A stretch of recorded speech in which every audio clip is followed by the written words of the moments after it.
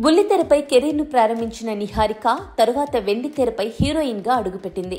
ఒక మనస్సు, సూర్యకాంతం, happy wedding వంటి సినిమాల్లో నటించినప్పటికీ ఆశించిన స్థాయిలో గుర్తింపు రాలేదు ఈ మెగా డాటర్కు.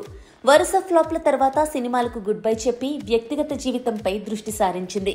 ఇకపోతే వివాహ జీవితం కూడా ఎక్కువ కాలం సాగకపోవడంతో భర్త చైతన్యతో విడాకులు తీసుకోవాల్సి వచ్చింది. అయితే ఈ ఘటన మెగా అభిమానులకు గట్టి షాక్ అనే చెప్పాలి. అయితే కొంతకాలం గ్యాప్ తర్వాత నిహారిక మళ్లీ ఇండస్ట్రీలోకి అడుగుపెట్టింది. ఈసారి నటిగా కాదు, నిర్మాతగా. అవును, కమిటీ కుర్రాళ్ళు పేరుతో తెరకెక్కించిన ఆమె తొలి చిత్రం బాక్సాఫీస్ వద్ద ఘన విజయం సాధించింది. ఇదిలా ఉంటే సోషల్ మీడియాలో ఎప్పుడూ యాక్టివ్గా ఉండే నిహారిక ఇటీవల మహిళల ఆరోగ్యానికి సంబంధించిన ఒక మెసేజ్ను షేర్ చేసింది. పీరియడ్స్ సమయంలో తీసుకోవాల్సిన జాగ్రత్తలపై ఆమె సింపుల్ అండ్ సెన్సిబుల్గా ఒక సలహా ఇచ్చింది.